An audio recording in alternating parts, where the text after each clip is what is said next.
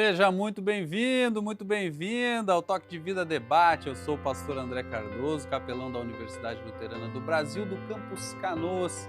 E é um grande prazer ter você aqui nesse programa que toda semana traz entrevistas de diversos temas, cujo objetivo é contribuir na sua caminhada de vida e de fé. Se você quiser sugerir temas que gostaria de ver abordados aqui no Toque de Vida Debate, basta escrever para a gente nas redes sociais. O nosso endereço é Ubra Pastoral. Ali você também pode conhecer um pouco mais o trabalho da pastoral aqui da Ubra. Recentemente, o líder maior da Igreja Apostólica Romana, né, Igreja Católica Apostólica Romana, o Papa Francisco, como era conhecido, ele faleceu. E nesse sentido, nós convidamos hoje o professor e doutor em teologia, o pastor Reverendo Maximiliano Wolfgang Silva, para conversar com a gente sobre como surgiu, né, o papado, né, na história da igreja cristã, e também conversar com a gente sobre a salvação em Cristo e o que a Bíblia fala sobre salvação, especialmente responder para a gente se a igreja protestante no mundo, mas especialmente aqui no Brasil, a igreja luterana, se ela tem um papa e por que ela tem ou se ela não tem. E também responder para a gente como surgiu essa doutrina do papado. Então vamos receber o pastor Max. Seja muito bem-vindo, pastor Max, você que é da casa, né? Tenho certeza que as pessoas que estão nos assistindo, muitas delas já o conhecem, mas fique muito à vontade também para se apresentar para aqueles que ainda não o conhecem. Olá, pastor André. Prazer estar com vocês, prazer estar de novo aqui no Toque de Vida Debate. Meu nome, então, já como o pastor André apresentou, Maximiliano Wolfgang Silva, só Max, pastor Max, fica muito mais fácil. Trabalho já há mais de 20 anos com capelania escolar, um pouco de hospitalar, na maior parte do tempo universitária, e tenho sido também companheiro de jornada do pastor André, no trabalho que realizamos aqui no campus de Canoas também. É um prazer estar com vocês, estou à disposição para a gente conversar sobre esse assunto e buscar contribuir da melhor maneira na compreensão e na reflexão daqueles que nos acompanham. Então, pastor Max, desde já, muito obrigado, né, por ter aceitado estar aí com a gente e aproveitando aí, né, as últimas notícias e o falecimento aí do Papa Francisco, né, que fez as pessoas se voltarem para esse tema, né, e o debate quer trazer um pouco de conhecimento, também de informação e desmistificar talvez algumas questões que possam estar presentes aí no pensamento do senso comum, né? E talvez ajudar as pessoas que estão nos acompanhando a entenderem um pouco mais. E nesse sentido, se você pudesse explicar para a gente, né, a Igreja Católica Apostólica Romana, ela tem essa figura, né, do líder da igreja ser o Papa e tem alguma hierarquia ali, né, entre os padres, os bispos, arcebispos, enfim. Mas você poderia falar para a gente como é que começou essa história, a doutrina, né, que acompanha então a Igreja Romana sobre o papado? Como é que começou? Pois é, pastor André, isso pode ser explicado de maneiras diferentes e com ênfases diferentes, né? Uma ênfase católica falaria que, na verdade, o papado, como nós o conhecemos hoje, foi estabelecido pelo próprio Jesus, quando lá naquele texto de Mateus 16, conhecido de muitos, Jesus fala a Pedro e fala sobre esta pedra edificaria a minha igreja, que ali teria sido estabelecido de maneira a rigor o papado, e que, na verdade, os papas que hoje existem seriam sucessores ou estariam numa linha de sucessão em relação a Pedro, que teria sido, naquele momento, estabelecido como sendo o líder da igreja cristã nesse mundo. No entanto, existem outras compreensões ou explicações daquele texto do Evangelho, a gente pode falar sobre isso depois, né, mas também de todo o processo de formação do papado, que normalmente é visto como uma construção histórica que se consolidou ao longo do tempo, não como um ato que aconteceu num momento determinado, mas, na verdade, como uma consequência de vários elementos que contribuíram para isso ao longo da história. Bom, é importante lembrar que logo depois da vinda e vida de Jesus Cristo a esse mundo, a igreja cristã ela começa a se estabelecer, né, a partir da Judéia, mas se espalhando por todo o mundo conhecido de então. E em várias cidades foram sendo formadas comunidades religiosas, comunidades cristãs, e essas comunidades elas tinham um líder espiritual, seria a figura hoje em dia nas igrejas protestantes evangélicas do pastor, ou talvez no catolicismo do padre, mas independentemente do nome que usarmos, um líder espiritual daquela cidade, que muitas vezes era chamado de bispo, era o nome comum de se utilizar para esse líder espiritual que cultivava a fé e os valores cristãos, e era uma liderança no exercício público daquela comunidade religiosa naquela cidade. O bispo, então, tinha esse papel. E, então, foram estabelecidas muitas comunidades religiosas em cidades diferentes, e cada uma delas, então, com o seu próprio bispo. Acontece, então, que por movimentos dos mais distintos, algumas dessas comunidades e, consequentemente, alguns dos seus bispos começaram a assumir um papel cada vez maior e mais crescente de liderança dentro do cristianismo como um todo. Obviamente que cidades, especialmente mencionadas no Novo Testamento, elas assumiram um status especial diante de outras comunidades ou cidades onde o cristianismo estava presente. Isso se tornou ainda mais realidade pela cidade de Roma, onde acredita-se historicamente que teriam morrido ali tanto o apóstolo Pedro quanto o apóstolo Paulo, dois dos grandes apóstolos. Então isso traz um ar especial para aquela cidade, para a comunidade religiosa daquela cidade.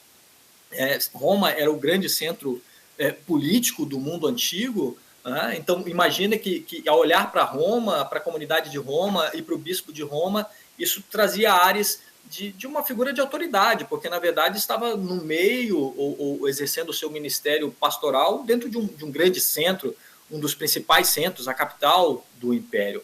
E isso acabou se intensificando especialmente, então, quando o cristianismo se torna a religião oficial do Império Romano, estando localizada a liderança do Império na capital, a figura do bispo daquela cidade também começa a assumir uma primazia, digamos assim, e um papel de liderança entre os bispos das outras cidades. Havia uma necessidade da igreja se organizar, ela estava se organizando pela sua expansão, ela estava se organizando pelas mudanças políticas que ocorriam em todo o império, ela também precisava se organizar porque apareciam ensinamentos destoantes dos ensinamentos de Cristo, né, as chamadas heresias que precisavam ser combatidas, e nesse processo, então, de organização, que levou décadas, séculos, cada vez mais a figura do bispo de Roma foi assumindo uma figura de liderança, de primazia, dentro dos grupos de cristãos daquela área. E com o passar do tempo, foi surgindo a figura do Papa, né? É até interessante, as pessoas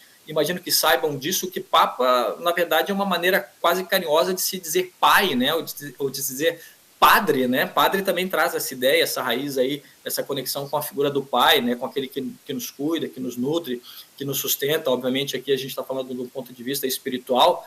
E o nome Papa, inclusive, foi usado para se referir a outras pessoas antigamente, mas com o passar do tempo se tornou uma nomenclatura, digamos assim, específica para se direcionar ao bispo da cidade de Roma, o bispo, então, que assume essa liderança dentro do catolicismo. Acredita-se que essa liderança, normalmente é o que se diz, foi consolidada já ali no final do século VI, quando Gregório, que se tornou um grande líder da igreja cristã, ele assume essa liderança e traz um vigor e consolida essa influência do bispo de Roma, que com o passar do tempo é uma influência que ela ultrapassa as barreiras da própria igreja, né, da administração daquilo que é da igreja, do eclesiástico, e começa também a ter um poder e ter influência política, inclusive de gestão política dentro do próprio Sacro Império Romano Germânico.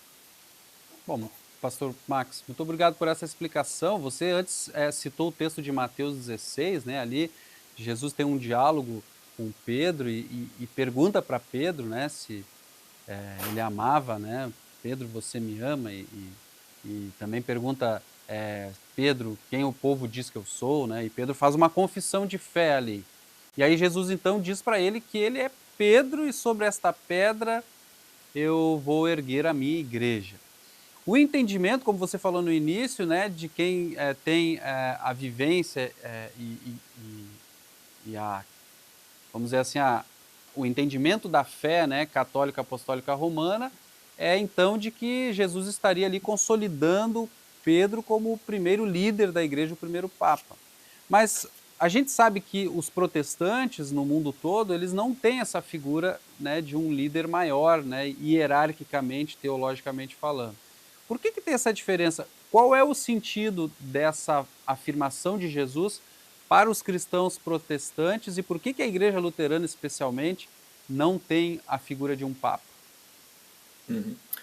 Pois bem, ali naquele texto está acontecendo no diálogo entre Jesus e Pedro um jogo de palavras, né, digamos assim. E Jesus acaba jogando também com o próprio nome de Pedro, né? Pedro, pedra, existe a mesma raiz aí presente, né? Então tu és Pedro e sobre esta pedra edificarei a minha igreja. Um dos princípios, ou talvez eu possa dizer de outra maneira, um dos passos importantes de nós darmos quando fazemos interpretação bíblica é algo que nós chamamos de referente. A que Jesus está se referindo? A respeito do que ele está falando? Então, quando ele diz, tu és Pedro e sobre esta pedra, o que é esta pedra? Quem é esta pedra? A pedra é o próprio Pedro ou ao que Jesus estaria se referindo? Então, é importante nós olharmos um pouquinho o contexto e essa é a interpretação protestante evangélica desse texto específico. O catolicismo vai dizer que Jesus ali estaria se referindo a Pedro, estabelecendo ele como o grande líder da igreja cristã nesse mundo. Né? E depois disso, como eu falei, o papado seria a linha sucessória disso. Mas o protestantismo ele olha para esse texto, especialmente olhando para o seu contexto, e o que acontece antes é que Jesus pergunta para os seus discípulos, né, quem vocês dizem que eu sou? Né? E Pedro pula na frente de todo mundo e diz, né, tu és o Cristo, o Filho do Deus vivo. Naquele momento, Pedro estava dando um tremendo testemunho de fé. Ele estava reconhecendo que aquele homem, e nós acreditamos Deus homem que estava diante dele, era o Messias prometido. Né? Cristo é a versão que vem para o português da língua grega da palavra Messias em hebraico, que se refere àquele prometido de Deus no Antigo Testamento que restabeleceria a glória do povo de Deus.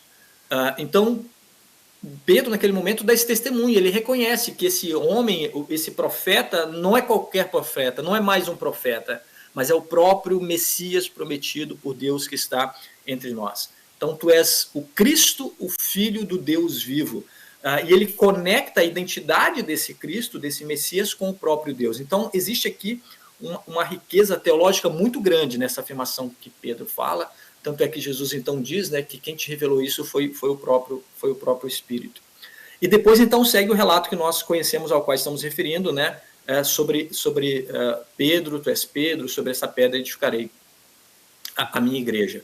Então, o protestantismo, ele interpreta essa palavra de Jesus sobre esta pedra, não como se referindo a Pedro. Né? Pedro, com certeza, foi um importantíssimo seguidor, discípulo, apóstolo de Cristo e deve ser honrado como uma pessoa de uma piedade marcante ao longo da sua caminhada, e até como um grande exemplo a ser seguido de alguém que, tendo caído de uma maneira muito triste, né, e marcadamente, nós vemos várias quedas, digamos assim, de Pedro ao longo do Novo Testamento, mas marcadamente aquela da negação. Ele é aquele que não entra em desespero, mas que busca o seu Senhor e quando encontra Jesus Cristo já ressuscitado, ele recebe um acolhimento nas 3 vezes em que Jesus pergunta para ele, tu me amas, tu me amas, tu me amas, e naquele momento ele é acolhido por Jesus. Então temos aí alguém que serve de espelho para nós e que de uma maneira muito importante também é como exemplo para quem nós olhamos e com quem nós queremos aprender pela sua piedade, pela sua busca de Jesus nos momentos difíceis e por tudo aquilo que ele ensinou e pelo testemunho de fé que ele trouxe. Mas vemos também um Pedro que várias vezes tropeça. Né? Então, o cristianismo protestante vai ter dificuldade de reconhecer que é sobre esse homem que se fundamenta a igreja cristã. Então, na verdade, quando se fala do referente dessa palavra de Jesus, sobre esta pedra, é conectado ao testemunho de fé que Pedro havia dado anteriormente. Tu és o Cristo, o Filho do Deus vivo. Então é justamente essa mensagem que reconhece quem Jesus é, o Salvador enviado pelo próprio Deus, o próprio Deus encarnado que vem a esse mundo para nos salvar. Então esse testemunho marcante e ricamente teológico que Pedro dá é o fundamento da igreja de Cristo. Né? E sobre isso é que Jesus está falando. Esse seria então o referente, que acaba se conectando com outras palavras de Jesus, quando ele fala a respeito, por exemplo, de si mesmo, dizendo a pedra que os construtores rejeitaram veio a ser a pedra angular. Então, a pedra principal dessa construção que se estabelece no reino de Deus como a igreja cristã. Muito bem, agora a igreja luterana é proveniente, né, do reformador Martinho Lutero, né, o padre alemão, e até a igreja recebe o nome justamente por causa do sobrenome do Martinho Lutero, né? Seria Martinho Lutero considerado pela igreja luterana uma espécie, um tipo, um pseudo-papa, ou até um papa da igreja luterana? Essa é uma pergunta que eu tenho certeza que é uma dúvida comum entre as pessoas, mas eu vou pedir para você responder essa pergunta logo depois do intervalo. A gente vai fazer uma pausa agora e em seguida a gente está de volta. É rapidinho.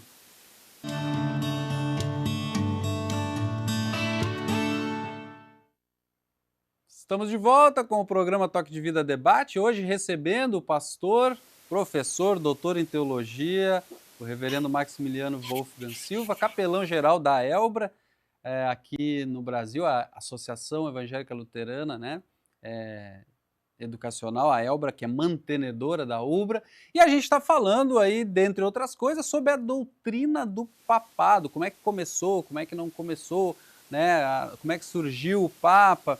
E eu, no final do primeiro bloco, perguntei ao pastor Max se na igreja luterana existe essa figura de um Papa, especialmente se Martinho Lutero, pastor Max, pode ser considerado o Papa da igreja luterana.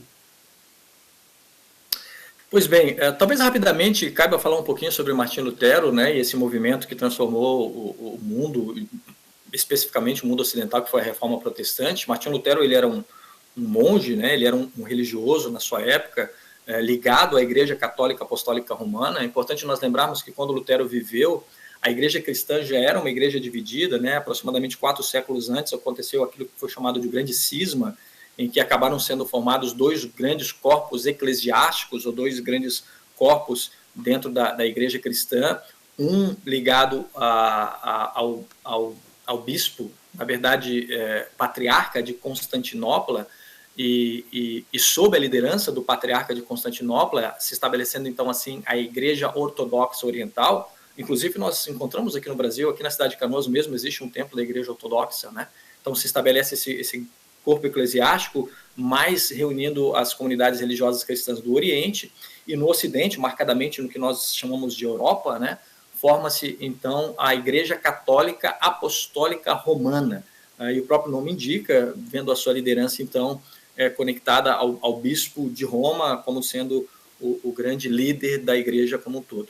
Então Lutero pertencia a esse segundo grupo que eu menciono, era um religioso, e na sua época, por situações históricas diversas, a gente não consegue entrar em todos os detalhes, ele começa a questionar algumas práticas da igreja, especificamente uma prática ligada a um vamos chamar assim, de comércio, envolvendo as indulgências, e acaba dando um movimento que busca transformar a igreja ou fazer a igreja reafirmar de uma maneira categórica o ensinamento original deixado por Cristo, que o perdão é concedido gratuitamente a todos aqueles que creem em Jesus como seu Salvador. É conhecido que Martinho Lutero não carregava em seu coração o desejo de dividir a igreja ou de criar uma nova igreja, tanto é que o movimento se chama reforma, né? Pensa quando você constrói uma casa, ela é bonita, linda, mas passa o tempo, vem a chuva, vem o vento, vem o sol e a tinta começa a desbotar, o reboco começa a rachar. O que essa casa precisa? De uma reforma. Reforma é o quê? É construir uma nova casa? Não, é fazer essa casa voltar ao que ela era originalmente. Então esse era o objetivo do movimento. No entanto, esse movimento acabou provocando uma separação motivada por percepções teológicas, mas também políticas, em que se forma ali na região de Martinho Lutero um núcleo desse movimento e uma liderança ali, mas também uma oposição de Roma em relação ao que estava sendo defendido.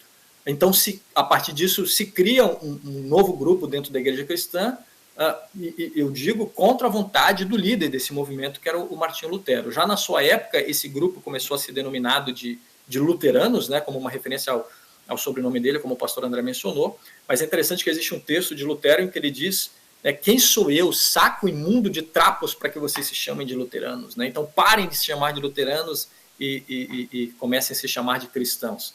Então, ele mesmo pessoalmente tinha oposição a isso, mas a tradição acabou sendo maior do que ele, e o nome, então, acabou permanecendo até hoje, então, esse nome luterano. Aí a pergunta é, Lutero foi um papa? Ele foi um líder do movimento, com certeza, né? Então, se você olha para a figura do papa como um líder e Lutero como um líder, ele foi um líder.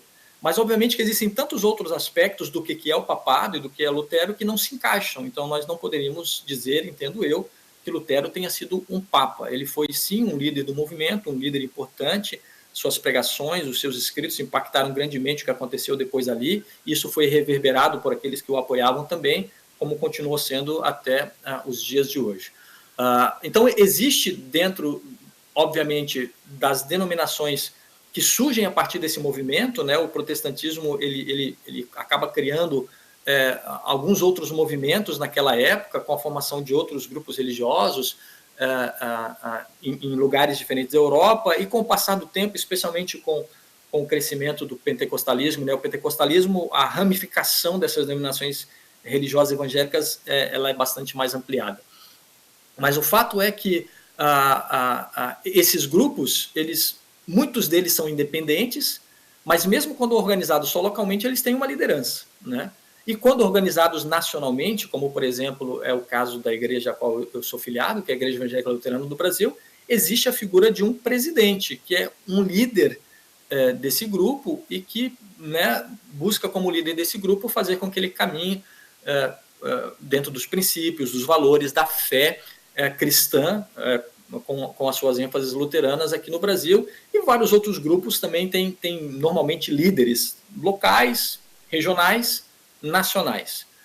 Mas essas lideranças não se encaixam na definição do que para o catolicismo é o Papa, porque existe uma outra compreensão, inclusive com conotações teológicas ligadas à figura do Papa, né? Uma delas nós já mencionamos, o catolicismo vê o papado como um processo sucessório que remete diretamente a Pedro e que reconhece o Papa não apenas como líder do catolicismo, mas como grande líder do cristianismo em todo o mundo, né? Então existe, não necessariamente declarada na vivência e na relação com pessoas da tradição católica, mas dentro do ensinamento oficial, do que nós poderíamos chamar de eclesiologia. A eclesiologia é o estudo do que é a igreja, podemos colocar dessa maneira, né? Da eclesiologia católica, uma ideia de que a autoridade do cristianismo como um todo nesse mundo é o bispo de Roma, e que as outras denominações ou os outros grupos estão vivendo a parte,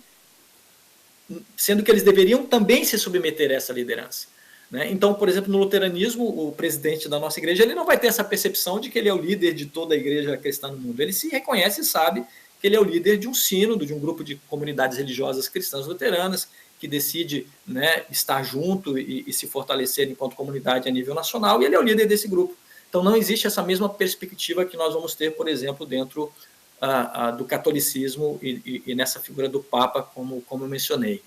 Talvez é curioso lembrar isso, e eu destaco isso. Existem na história do cristianismo afirmações de fé que são muito importantes, históricas, né? Entre elas, as mais conhecidas são os credos. E um dos credos mais antigos é o credo apostólico.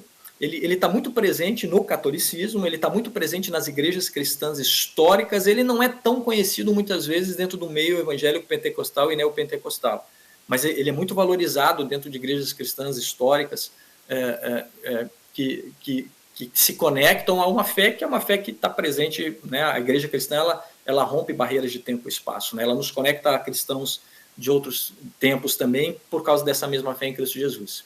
E lá no Credo Apostólico tem o chamado terceiro artigo, né, onde nós declaramos o seguinte: creio no Espírito Santo, e originalmente como era escrito lá, né, antes de todos esses movimentos que eu mencionei para vocês, como é que era o credo? Creio no Espírito Santo, na Santa Igreja Católica. Essa é a palavra que aparece lá originalmente, né?